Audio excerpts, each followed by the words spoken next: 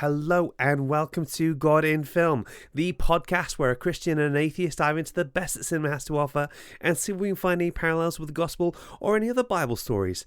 I'm media coordinator and benevolent Duke of House Goff, Giles Goff. What is up, everybody? I'm librarian and Bene Gesserit witch your mother warned you about, Julia Hall. And welcome to the first episode of Season 6 of God in Film. 6 seasons? 6 seasons, Wild. 6. And today we're looking at Dune, the 2021 sci-fi epic directed by Denis Villeneuve, adapted from the first half of Frank Herbert's seminal 1965 novel of the same name. Today we're going to be doing something a little bit different. Think of this as like a little cultural exchange trip. We're going to look at some of the influences that Islam has had on this particular novel. We're also going to look at what a military messiah looks like and how you go about manufacturing one. Julia, how familiar are you with Dune? So I watched the film in IMAX actually when it came out. I was very excited to see it. I did attempt to start reading the book. And I don't know if anybody else has this where I pick up about 4 books at once and then some of them get left behind while I read the other 2 or 3. And Dune, unfortunately, was one of those that got left behind a little bit. But I do want to go back and read the full thing because I did like it. It's very different to a lot of other books that I've read, especially with the thought process that you get where you get the innermost thoughts of everybody pretty much all the time, which is not a writing style that I've really seen before or since. So yeah, no, I loved it. I think I'd picked it up a few times, saw all these words like Bene Gesserit and Gung Jabbar and Kwisatz Haderach, and I was like, I do not have the energy. I think some genres work well in certain mediums, you know? So I think we could call this pretty hard sci-fi. Sci-fi with like a fantasy inflection. And it's easier if you can just see what things look like rather than have to try and picture them in your head. So for me, I think this Dune worked really well in a visual medium. And the thing I was really impressed with about the film, about Villeneuve's film in particular, is the way it's a really dense story and there's a lot in it. But at no point was I confused. I was able to follow everything that was going along. He puts all the other information that you might think you might need to the side and just gets really interesting ways of getting it across. Yeah, for me, it's almost, I would describe it like Shakespeare in space. You have these very sprawling political intrigue kind of plots that doesn't feel bogged down or heavy in a way that sort of sometimes you get with other pieces of media. Do you know what? That's really interesting. It's like Henry IV and Henry V in space. I love it. That's a really good way of looking at it. Now it's time for Julia's Facts. Ba-ba! I love doing these. These are so fun because I just spend hours going down a little rabbit hole. So as we more or less know, Dune Part 1 was released on the 21st of October 2021 and it was always intended to be a Part 1, but we didn't get to know that until the credits. It was hidden a little bit that this was intended to be the first of a duo, and luckily the film did well enough that the sequel was then greenlit for them to do. So everybody, because they didn't do like a Lord of the Rings where they shot everything back to back, did they? No, it was, we're going to do Dune Part 1 and flipping heck, I really hope it does well. Yeah, so if you went to go see it in the cinema, congratulations, you made Part 2 possible. It would have been quite awkward, I think, if it had flopped and then it was like, oh, I guess you don't get a second part. That would have been pretty sad. Yeah, for all of us Firefly fans, we're used to that feeling. Yeah, I've not subjected myself to the Firefly hurt yet because I know it's going to hurt and I have to be ready for that. That's smart. That's very smart. But when I went to see this film in IMAX, because I assumed that it would be visually stunning, and it is visually stunning, but what really hit me that it is musically stunning. The soundtrack and the sound choices and the mixing, incredible. I'm trying to remember who's the composer. Hans Zimmer. I love Hans Zimmer. Zims. He turned down Tenet to do this, I believe. He definitely turned down a Nolan film to do this because he also loves Dune. But he spent a week in the desert in Utah before writing the score to get a feel for the desert sound. So he really went method all out to get the perfect vibe for this, and I feel it absolutely shows in the soundtrack for this film. And the score itself was actually recorded during the COVID-19 pandemic in lockdown. So Zimmer made his living room into a studio, which he recorded everything in, which also happened to be right next to his daughter's bedroom. And he said about this quote, "She will tell everybody that she suffers from bagpipe PTSD because it's 5:30 in the morning and I'm still blasting away and the whole house is shaking." It's so worth it though, because the bagpipe stuff, when they land on Arrakis, is just...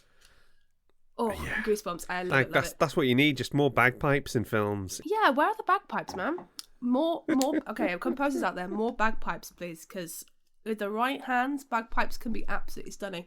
Similarly in this theme, so the lead vocalist on the soundtrack, the woman behind those like really amazing kind of vocal stings that you get, kind of ululating sort of... Oh, gorgeous. That's Lisa Gerrard.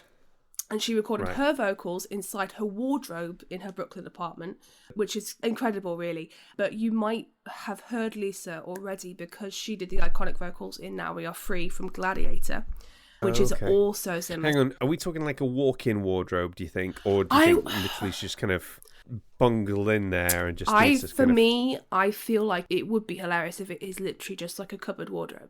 But I have heard that some voice actors starting out do use wardrobes because the clothing provides that really nice way to soak up the sound. It's a nice, cheap and easy soundproofing. So like on the door to my office here, we've got like a coat rack on the other side, so just all the kind of hoodies and everything. It just helps to sort of muffle some of the sound. So there you go, folks. When I'm recording a voiceover, I'll get my microphone and my script and everything, and then stick a duvet over my head.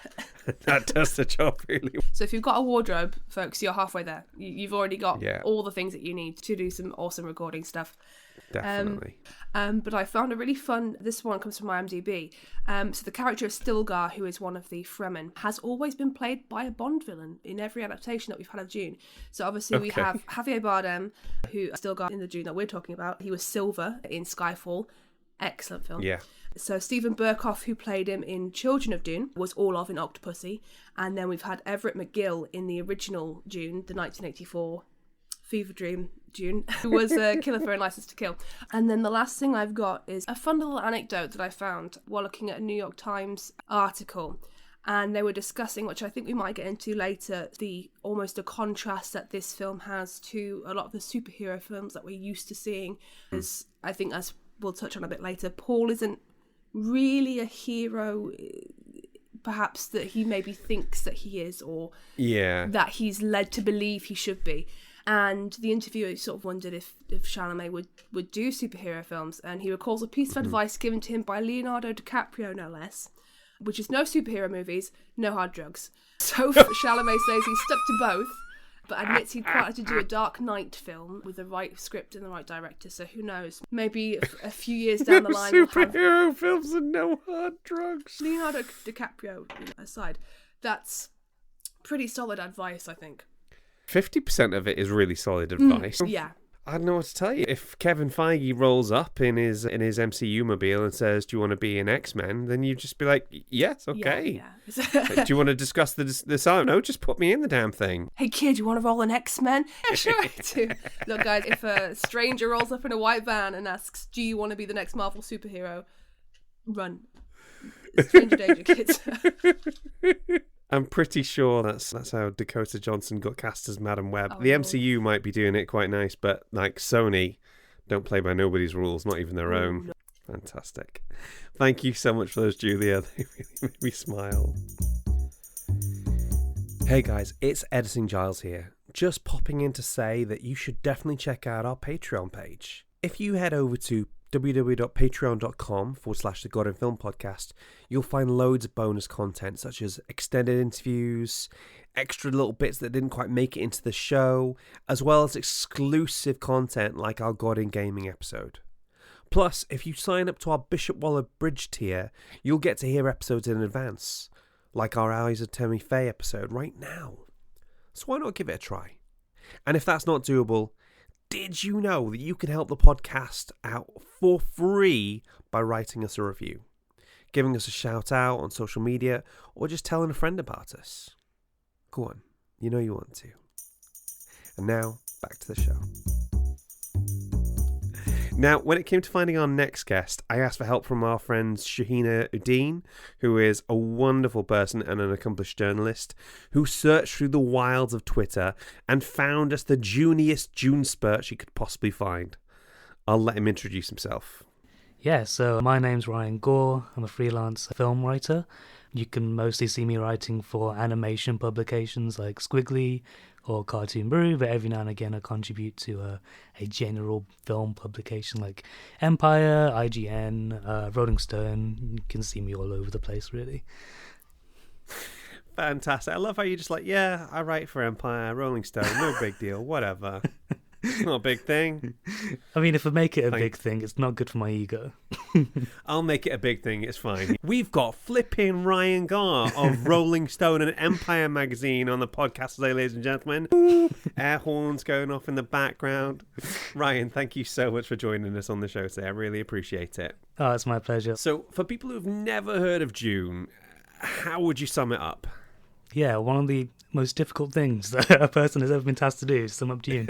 So Dune is, in the most broadest sense, a sci-fi epic, right? So if you're unfamiliar with even the genre, that's the realm that we're in. Sci-fi epic with a lot of fantasy elements, so we're not talking sci-fi like 2001 Space Odyssey, but this is essentially known as a precursor to Star Wars, something that influenced George Lucas really heavily. Is it because it's a sci-fi setting, but it still feels more like fantasy kind of things that we're dealing with? Sci-fi in the sense that it's set in space, fantasy in the sense that there's like wizardry and like magical stuff happening. I'm more kind of space wizards again. Yeah, exactly. Yeah. In terms of its story, it's essentially the story of a colonized desert planet called Arrakis, which is the only place in the known universe where you can get a substance called spice, which is a valuable component to space travel. So naturally, a lot of different planets move in on the planet to get spice. But to the people of Arrakis, known as the Fremen, that's like a spiritual substance that's like core to their religion, right? Mm-hmm. So Dune picks up when the occupancy of Arrakis is changing from the more harsh and evil Harkonnens, who are from a very dreary kind of planet, to the more sympathetic Atreides, who are from a planet called Caladan, which is essentially a paradise. Despite all the different names, they're all still human, aren't they? Yes. Dune is set, I think, 10,000 years in the future-ish, like something like that.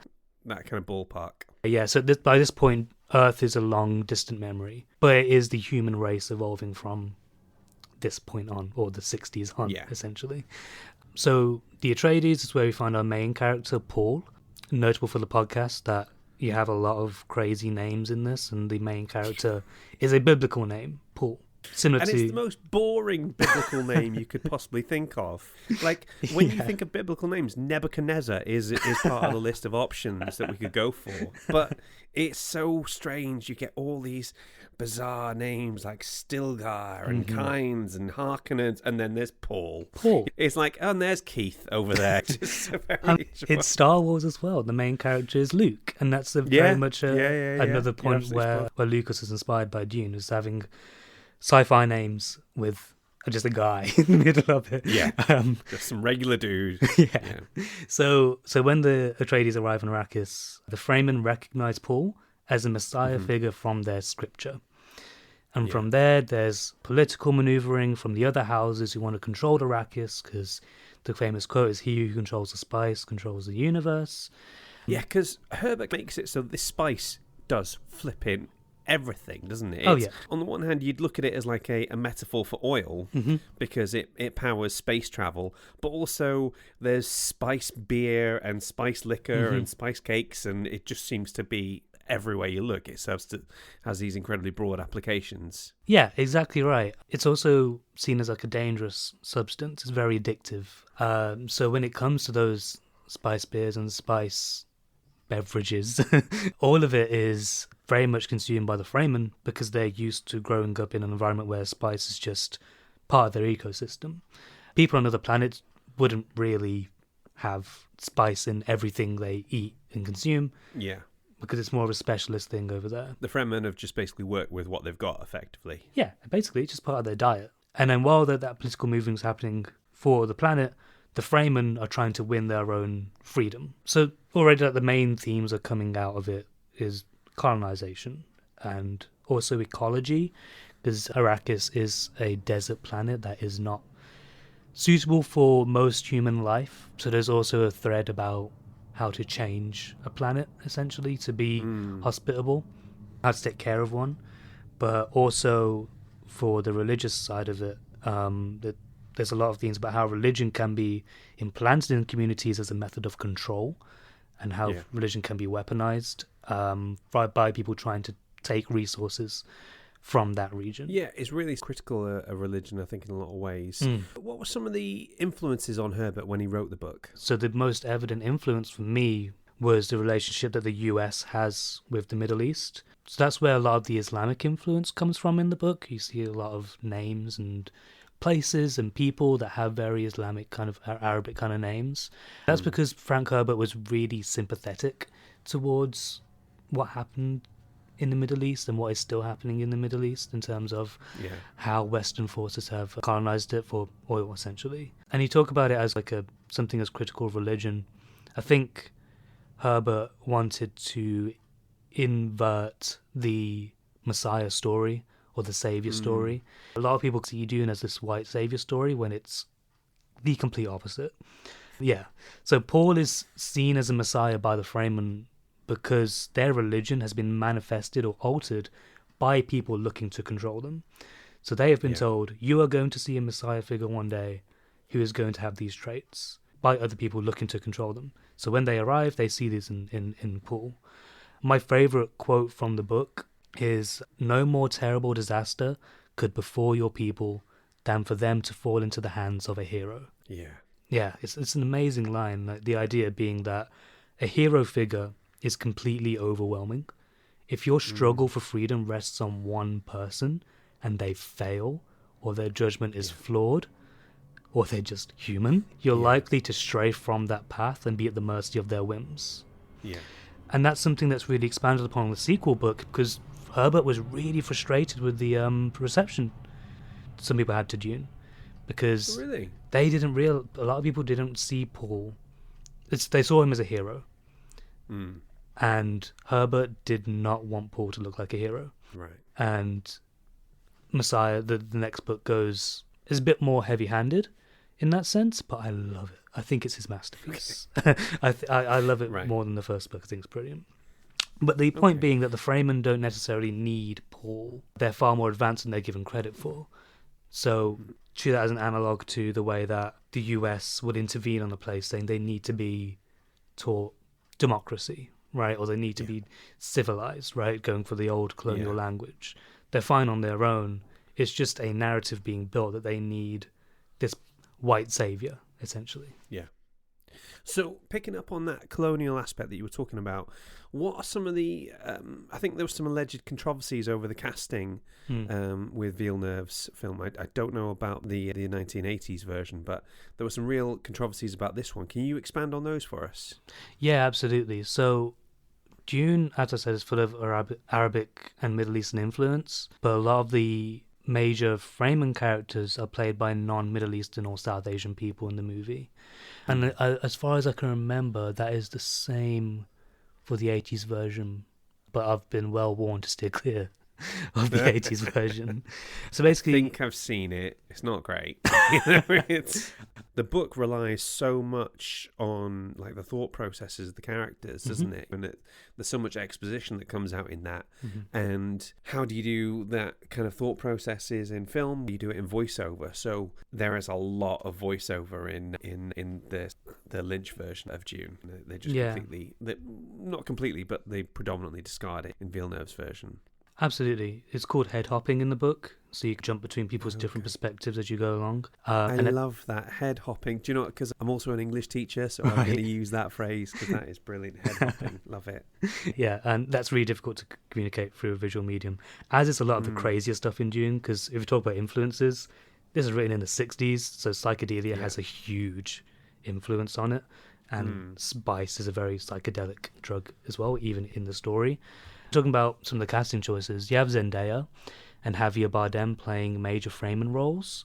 And if they're supposed to be analogues for Middle Eastern people being colonized, that doesn't exactly line up, right? Because Javier Bardem is Spanish, and Zendaya being African American. And it feels like them saying, as long as we have a person of color, it's fine, right? And it can get there without paying much mind to the cultural specificity. It's also very jarring just seeing, in terms of like a costume design standpoint, where they do take a lot of influence from Middle Eastern culture, and seeing these guys wearing clothes influenced by Pakistani culture and Middle Eastern clothing is jarring, and as well as having names that are also influenced by that culture, like Christopher Walken's character in the upcoming movie, his name is Shaddam, which is like, just feels weird, right? It feels like a bit of a parody to have this white guy. Well, hang on, it feels weird to you. It doesn't mean anything to me. Can you unpack that for us? Oh, it's just a very Middle Eastern name to me. Like, there's a lot of names like that throughout the book. Christopher Walken's the Emperor, is that right? Yeah, the Emperor of the known universe. So it's like, it would be like having a name like Muhammad. Yeah, essentially. But I will say that on the other side, there is great casting in terms of the Atreides. I think Timothy Chalamet is Paul Atreides. You know, you might not think of him as the action hero, but that's the point. Paul is a 15-year-old kid in the book. Like, he is a child. He's a scrawny little child who has the fate of the universe resting on his shoulders. Same for the Harkonnens, the villains. They're just incredibly cast. Like, Stellan Skarsgård is amazing as Baron Harkonnen, and Dave Bautista, the Beast, what's his name, Raban. Yeah. And it looks like Austin Butler is a great Vader Alpha, who was played by Sting in the original. Yes. David Lynch version. Sting in his pants. Yes, yeah, in the metal underwear. So yeah, there's good and bad, but I think the bad reputation that the film's got in terms of casting comes from just the lack of Middle Eastern people and Pakistani people on screen, which is a big shame. It is a big shame because it does everything else so right, I feel like Denis understands Dune on such a visceral level. You know, this is a book he read as a teenager and just fell in love with. But yeah, I'd say that's like the one major flaw with the adaptation, which is almost otherwise perfect. So are you able to reconcile that in your head, or do you just put a pin in that and say, okay, that's not great, but I love the rest of it? Yeah, you have to. That's the way you deal with art, though, isn't it? Like, yeah, you take it as a whole. Everyone loves a piece of art that's flawed in some way, or made by a flawed person. It just is the way of it. I think it's counterproductive to speak about the film and not bring that up. Yeah. But not have it overshadow the craft, because there's craft on display, and that should be recognised too. 100%. But I think we live in a culture where it's one thing or the other, right? Yeah. But it all deserves to be acknowledged at once, as much as there's space for that. Definitely.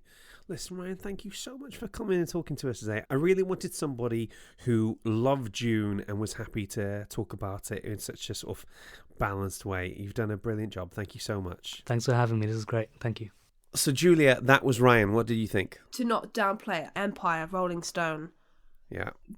Legendary. And I'm so glad that somebody else has pointed this out, because for me, it is weird that you have this sprawling science fiction universe and all this, and the main guy's called Paul.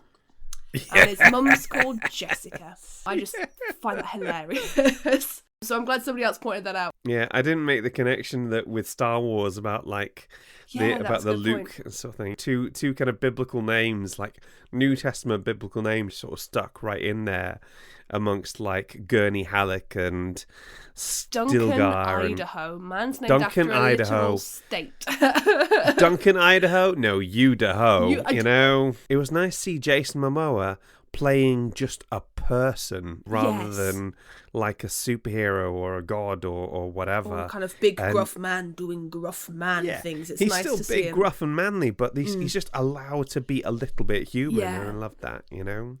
I loved Ryan's interview. I think the thing I liked, one of the things I liked most about him saying was pointing out the controversy about the casting. And I can totally see it. If you imagine that there's some, in sci-fi, there's some characters that are coded as British and you didn't have any white people playing them, I can appreciate that you'd be a bit like, what's that about? But I also like the way he keeps those things in tension, that there is that erasure, that's not okay, but he doesn't let that overtake the entire experience. Do you know what I mean? Yeah. What did Ryan say? He said something like, there's clearly a tremendous amount of skill that's gone into making this. And that you always get that sense of, with Villeneuve, there's a sensory feel to it. You feel it's a lived-in world. Do you know what I mean? Yeah, absolutely.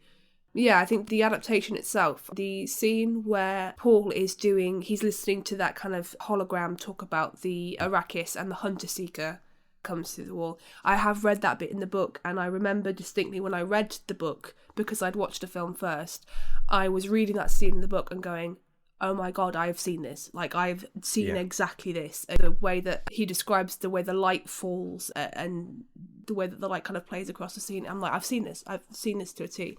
So I don't think you can deny the skill and the attention to detail that's gone into it, but just not the attention to detail in a way of casting the right people for roles which are clearly coded for Middle East and South Asian people. I can see why you might want to downplay some of the Islam stuff. Obviously, there's the word jihad gets used quite a lot. And if you imagine the kind of Fox News type of people, if they get that between their teeth, then all of a sudden coming to see this film or not coming to see it becomes like a culture war sort of statement. It's nice that it gets almost a bit snuck in there. Which is a shame, because jihad isn't necessarily a dirty word, at least from my very basic understanding of Islam. And it is a shame that there's potentially a kind of a need to appease, I guess, the public thought, rather than saying this is the film that I want to make and this is true to the subject material. It is a shame, but I think we see companies do that all the time.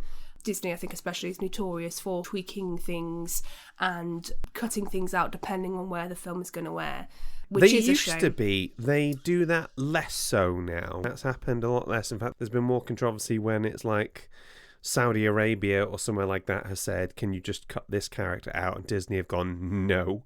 So they are getting better on that front. Now it's time for Finding the Faith in the Film. Ba-ba!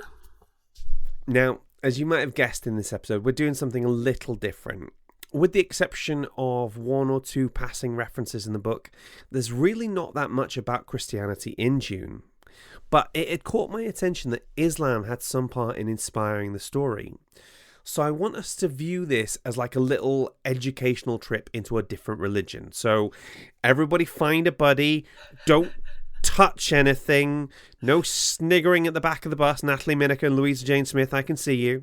And please remember to wipe your feet before entering somebody else's religion. Okay? Everyone clear? I feel like I've been taken back to like Teacher Giles. Teacher Giles, yeah. You know? Yeah. You know, they talk about the voice in this. Like, the teacher voice is basically just the same. Yeah, know? it's the teacher voice and the customer service voice as well. Look, I want to stress, me at work, she's not me. I don't know who she is. She isn't me. Yeah, definitely. It's your own time you're wasting. So, it's important to state right from the outset that I am not, nor do I pretend to be an expert on Islam. And I'm not even a Dune expert either. I've seen the film, listened to the audiobook, and that's about it. But when I heard that Islam was an influence in the story, I was absolutely fascinated about what that could mean. So, I looked into it further, and I started to realise that Dune isn't so much inspired by the Quran or anything in it in particular, but it takes some inspiration from like Islamic culture and Muslim societies throughout history. So you can see that the text is littered with Arabic words such as muad'dib, which means teacher of boys, lisan al-ghaib, which is teller of things yet to come, and perhaps most notably jihad, like we were talking about. So the word jihad comes from Arabic and translates to struggle. So while there are a few verses in the Quran that mention the jihad in the context of self-defense, jihad typically refers to like a personal battle between one and their impulses. And that's what sort of took me. I spent so much time like I heard something about Islam and Dune, and I was like, "Ooh, is there something about Muhammad in here? Is there something about some?" And I could find nothing about that. But what I was noticing was that at the time Herbert was researching and writing this, there was a lot of anti-colonial sort of revolutions going on. There were people who were throwing off the sort of shackles of like French colonialism or British colonialism, and it's really heavily inspired by that. I don't know if you heard that one of the potential sort of things that was the inspiration for this was T.E. Lawrence. I am aware of T.E. Lawrence, actually. So Lawrence of Arabia. Yeah. I So the visited idea his of this house once, actually. Yeah, his his tiny, house tiny little is house. in Wales, right? So the place I visited, I'm sure it's T. Lawrence, is actually the Tank Museum in Dorset. It could be one of his houses, and it is literally 3 rooms. And it's this very kind of, I forget what it's called now, but it's this very National Trust owned, very kind of little retreat away from the world sort of type deal. So T. Lawrence was born in Tremadog in Gwynedd, near like Porthmadog's area. So we could do an entire podcast about Welsh people and their influence on society and culture as a whole. But again, that feels like it's another podcast. We'll add it to the list. Add it to the list. So it starts off and it looks like it could be like another white savior narrative. The Fremen are heavily coded as like Bedouin sort of people, very nomadic, incredibly strong, powerful fighters, and there's that constant reference to like desert power in there, isn't there? And just different ways of fighting and the rest of it. And obviously, E. Lawrence was able to utilize people with that kind of desert power, the kind of Bedouin sort of tactics, and then obviously they get screwed over by the British sort of culture, and like they get screwed over after the Second World War. After the First World War, where basically the countries get carved up. Yeah. So when it comes to jihad, there are references in the backstory of a Butlerian jihad, and so this is meant to be like 10,000 years in the future. Yeah. And at some point there was a revolution. A long sort of bloody war against like AI, against artificial intelligence. So any Warhammer fans, it's actually very similar to what happens in Warhammer, or at least what happens in part of Warhammer lore, in which basically AI becomes too powerful, too much. So they have a big war. Okay. And Dune had a similar thing where the AI basically got too powerful too quickly, and so once they won, they stripped all of it back. So although you still have technology and this very kind of sci-fi tech, none of it is AI based. Yeah, so it's interesting. So what they do is they have people that they train from an early age to think like a computer would think. That if you are, and they're called mentats, and if they're given the right information, they're able to predict what would happen based on probabilities to a really high degree. And there's a bit in the book where Paul realizes that as well as everything else, he's been being trained as a mentat from a very early age. And it's that question about whether he wants to take it further or not. So Paul ends up being perfectly placed to fight off the Harkonnens and obviously the Emperor, who is using it like a proxy war to take out the Atreides, who are becoming too popular and too powerful. And this war against them is referred to as jihad. But actually, what struck me as interesting is that whilst much of the language and culture come from Islam, for me, the parallels with Jewish eschatology were like way more compelling. Now, we've covered that word eschatology before, but you might not have heard it. Do you know what it means? I'm drawing a blank on that one. Eschatology basically means like study of end times. Okay. Study of anything to do with like apocalypse, any kind of end time sort of narrative. You with me? Yeah, that sounds fun in a way. Like, I mean, what's your job? Oh, I study the end times. No big. Fire and brimstone. It's a lot of guesswork and just hoping for the best. But do you know anything about like the Jewish idea of the Messiah? I'm not going to lie. The only kind of stuff I know about Messiah comes from Life of Brian. Really? Right, okay. That's sort of my baseline. So, like, maybe not the Messiah, but just a very naughty boy. Yeah, possibly a very naughty boy. Could be the Messiah. More likely. All right. Just badly behaved.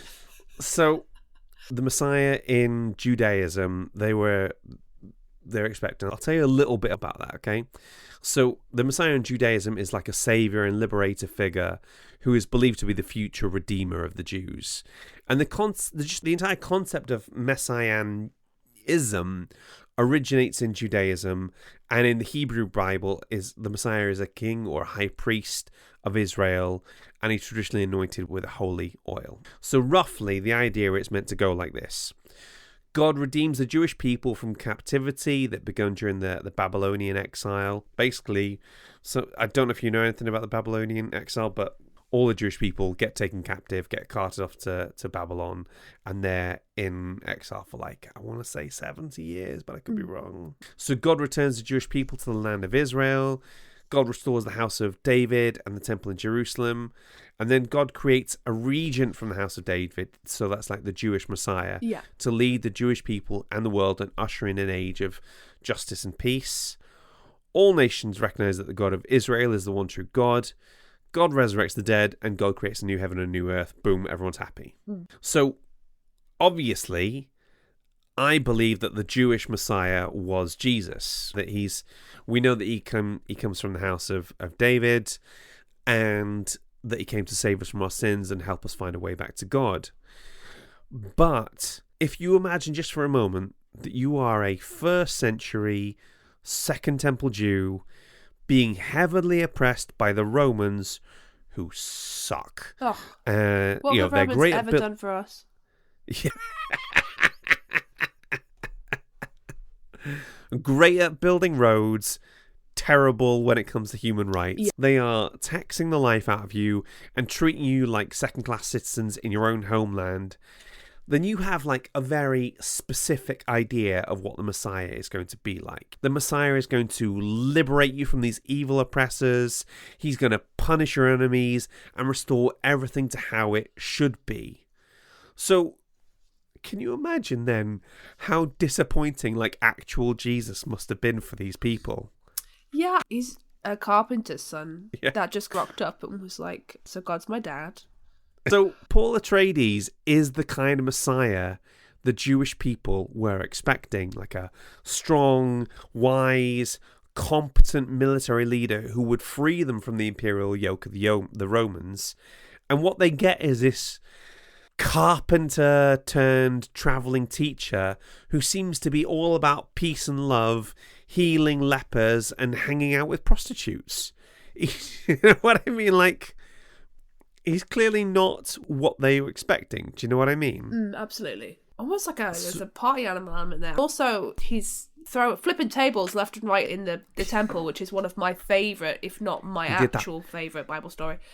Yeah, and that's the thing, right? So they're expecting a guy, like if you imagine there is one story about flipping tables and there's like flipping hundreds of stories about healing the sick and helping the poor and raising the dead and the rest of it. So if you imagine it's like 1% flipping tables, 99% peace and love. It's like that. Yeah. And these guys are expecting 99% table flipping on a global scale, and that's not what they're getting. So what I think is really fascinating is that Paul Atreides is like the inverse of Jesus.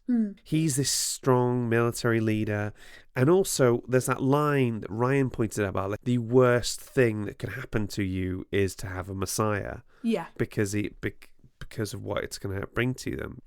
So he's this kind of, it's fascinating because he's like this manufactured Messiah in the sense that at some point in this future, a woman can choose the sex of a child, and we know Lady Jessica's mother. Excuse me. Like, that's such a wild concept. Does that even? Yeah. Do you just think boy thoughts or? How does one think boy thoughts or think girl thoughts? Wild. So his mother goes against the Bene Gesserit order and has a son, and from this point onwards, we're starting to see like what's essentially like a self-fulfilling prophecy. Do you know what I mean? So it doesn't go into it that much in the film, but the Bene Gesserit have their own kind of agenda, but they think in terms of like centuries, not years, you know? So they've been pushing, slowly bringing things into place where they can get this Kwisatz Haderach, who will be this amazing leader who will basically push their own agenda. Yeah.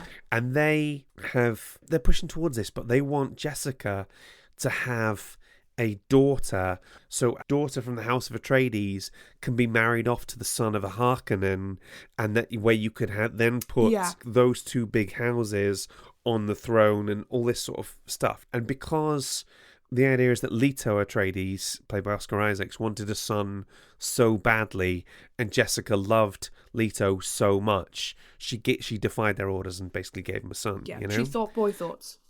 Yeah, basically she thought boy thoughts. There's a weird thing that they don't really go into, and it's that Jessica is the illegitimate daughter of Baron Harkonnen. Yes, I read this too. So I think, I'm not sure if it's Gaius Helena who is the, like, I guess, main Bene Gesserit leader in the film. Charlotte Rampling in the film. Yes, who also, she's bilingual and dubbed her own French dub. Oh, wow. Fun fact that I learned while I was researching. But yeah, I did read that basically she demanded of Baron Harkonnen a child. So he is related to Jessica. Hang on, I've got my family tree mixed up. But yeah, I did read that also. Right. That she's an illegitimate Harkonnen child, basically, which is wild. There's this bit where Paul just says completely out of nowhere, "Look at our features, look at our noses. Can you not see the Harkonnen resemblance?" Because it's clear that Jessica doesn't even know it as well. And it's just this idea that a few people have been trying to create the Kwisatz Haderach. Yeah. A few people have said, let's have a son and let's try and train him in this. And with Paul, we're not seeing this wonderful, amazing Messiah who's just coming out. We're seeing somebody who has been manufactured, manipulated, into this. And the religion of the Fremen and the people of Arrakis has been seeded by the Bene Gesserit. Their great mothers are basically Bene Gesserit sort of women coming along and saying, a Messiah will come, he will have these qualities. They're trying to stack the deck in their favour. Do you know what I mean? Absolutely, yeah. Paul does see the future and he does see how things will play out, but it's whether it's those skills as a mentat, that ability to predict things, is being enhanced by the spice that he's got. Yeah. And this kind of leads me on to my next point about about the use of religion in this. And basically, I think the story that we keep getting over and over again with this is that religion and politics don't mix. Yeah. It's quite a cynical way to look at religion, as it's basically a manufactured way to control you. And, it's not... How can I put it? I do like to be pragmatic about this, because religion has been used as a form of social control for... If I said hundreds of years, I'd be downplaying it. Yeah. I believe that I have a sincere, real relationship with Jesus, and I know hundreds of other people who have that, but I'm also conscious that in the past, and also to some extent today, there are people who have tried to leverage that and manipulate that into a form of control. Yeah. Herbert has this brilliant quote where he says, "When religion and politics travel in the same cart, the riders believe nothing can stand in their way." And then he follows it up with saying, "When politics and religion are intermingled, a people is suffused with a sense of invulnerability, and gathering speed in their forward charge, they fail to see the cliff ahead of them." Yeah. And it's like I say, it's really interesting, because this doesn't normally get covered in hard sci-fi. Yeah. And it might be that something like Star Trek was so hegemonic, so influential, that the idea that religion gets pushed to the side and we don't deal with it at all. Yeah. And that anybody who believes in religion is just not evolved enough. And I love the fact that the idea is, in this, even 10,000 years into the future, religion still exists. Yeah. Although he's openly critical of it, and he can see how it can be manipulated. Do you know what I mean? Yeah. There was a Princeton University professor, and he's an author, he's called Haris Durrani, and he said about Dune that the series is centrally about imperialist manipulation of indigenous resistance. So despite viewers' inclination to To support Paul's path towards vengeance, his pursuit comes at the expense of the Fremen people and their culture. Yeah, absolutely, yeah. It's such a fascinating subject to be dealing Yeah. with. And the fact that, stuff, and I know Ryan mentioned this, that Herbert felt so strongly that the reception to Paul was not what it should be. I think because Dune Messiah is set something like 12 years into his reign, and like 60 billion people are dead. Like, the death toll is massive in this kind of tyrannical rule almost that he's in. And it's so weird because when he's in the tent with his mum just after the attack from the Harkonnens, he has visions of like the Atreides banner flying high, and he describes it almost like a wave of jihad going through the galaxy and like killing off people, and how he doesn't want that. He doesn't want to be that person. And then he just goes down that track, and maybe I missed something, but he was like, oh, guess I better become this sort of terrible messiah then. Yeah, that does seem a bit weird to me. I mean, if you didn't want it that much, like, you could just hang out in the desert for, like, the rest of your life with Zendaya. Like, it seemed a bit... You know, in Willy Wonka and the Chocolate Factory, when he's telling the kids not to, like, eat the stuff, and he's like, no, don't. It's very that. Do you think maybe it was like you're not meant to idolize this person? Yeah. Like the Tyler Durden-ness of it all that people are seeing. I don't think he's quite in the same vein as like Rick, for example, or Tyler Durden or Patrick Bateman. I think he understands that what he's doing is not okay to some degree, but I feel that maybe he's just feels that there's no other choice. Like, I've been brought up to do X, Y, and Z, foreseen that I'm going to do X, Y, and Z. He's kind of trapped. You know, who to try and argue with time. Yeah, I'm listening to the audiobook of Dune Messiah now, and I'm really looking forward to seeing where the story goes, because I think there's talk of a part 3 of them doing a third Dune. Yes, I think I did read that they were going to try when Timothée Chalamet was a little bit older, because I think he's only like 26. He's like my age. I think he was 23 when he started in Dune. Yeah, 23 going on 13. What was I doing at 23? This guy is off harvesting spice. You don't need to feel bad that you're not leading a multi-million-dollar franchise. Most of us aren't, if that helps. Yeah. Oh, I also learned, you're going to like this, I learned a new word, syncretism. Have you ever heard of that one? Syncretism. It sounds like something I think I've heard of, which is synchronicity. But I think that might be different to what I'm thinking of. Yeah, slightly different.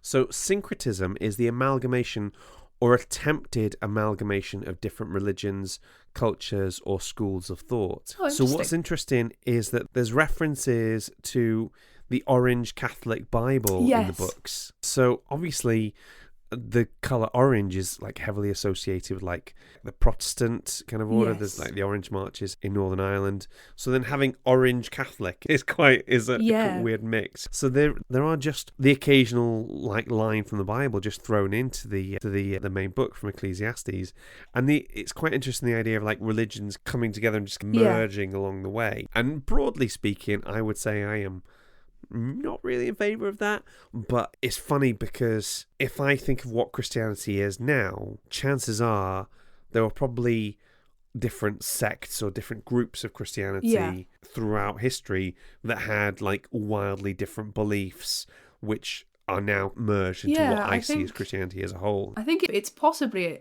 a semi-natural progression, because Jesus shows up in the Quran, right? He's a prophet, though, rather than the Son of God. So there is some overlap. So I suppose it's plausible that in 10,000 years they get mixed into sort of one homogenous vat, especially in the kind of very imperialistic rule that you've got. You need to modify, is that the word I'm thinking of? Homogenize. Homogenize, that's the word. You've got to basically make everything standard and one, so that you've got that control, I think, which is more in keeping with, I think, how the Imperium works in Dune. Yeah, like I say, broadly speaking, like on a personal individual level, I don't agree with it, because it's when people start trying to mix things that don't really and it mix. can It's a bit erase oil and water. sort of certain important elements that make them distinct. Like, I don't think you can really be a Christian and also be a Wiccan at the same time. Do you know what I mean? It just wouldn't Yeah, no, I don't think you could be Wiccan and Christian, because Wiccan is in itself its own religion, but I think you could practice witchcraft and be Christian. There's a big, which is different with Wicca. How would that work? Catholic folk magic is quite a big sub-genre, I guess, of witchcraft. So Wicca and witchcraft are mutually exclusive from one another. Right. You might do witchcraft as part of your Wicca practice, but not all witchcraft is Wicca, if that makes sense. So things like praying to saints or writing petitions to saints is quite common in folk magic. But I follow a few creators on Instagram who can follow this vibe. So things like charming pendants, for example, so casting spells upon pendants to make them protective or to ward off an evil eye, for example, which is something that I think comes up in Middle Eastern territory. So the evil eye there is that very kind of distinctive blue circle that often gets appropriated into sort of other things. But really witchcraft is a series of rituals with an intended outcome, and Catholicism, especially because it's a heavily ritualistic subsection of Christianity, very much lends itself to blending with elements of witchcraft. You've got me going about my special interest now, so I'm going to talk your ear off. But if we talk historically, think peak witch hunt kind of period, you would have a wise woman who would do these things for you, make remedies, witch bottles, which are protective charms. Basically, they're bottles filled with personal matters, things like fingernails, hair clippings, sometimes urine, and that protects you against witches. That on its own is basically a form of witchcraft, but it's done under a Christian lens and therefore is okay to some degree. I might be pronouncing this wrong. Apopatreic markings are another one where you basically carve symbols into the beams of your house which ward evil away, much the same that maybe you would hang a crucifix as a kind of way to to ward off evil spirits. Do you know what? That's fascinating. I think we're gonna have to do a whole episode on this in future at some point, because this is like the idea of mixing Christianity and witchcraft just makes my skin crawl. What you're saying, the parallels you're making there with Catholicism is really interesting. We've got to put a pin in this because otherwise this episode is going to be like 4 hours long. So that wraps up our finding the faith in the film. Now, before we get to the reviews, there's something I wanted to address, and it's basically, where has Phil gone? Because for the hardcore fans of this podcast, that's both of you, you might have noticed that we are missing a short northerner from our episodes. I've not mentioned it until now, but I thought I'd better in case people start to get the wrong impression. Phil told me last year that he needed to take a step from podcasting due to his tight schedule. And with a family to look after, a full-time job and a small business to run, I could totally empathise. Now, I absolutely love Phil. He is like my little brother, and he is welcome back on this show whenever he wants to. But until then, I think we can all agree that Julia is doing a pretty amazing job, and I am more than happy for her to keep his seat warm. I'm trying. If it does help, I am northern. I was born in the north.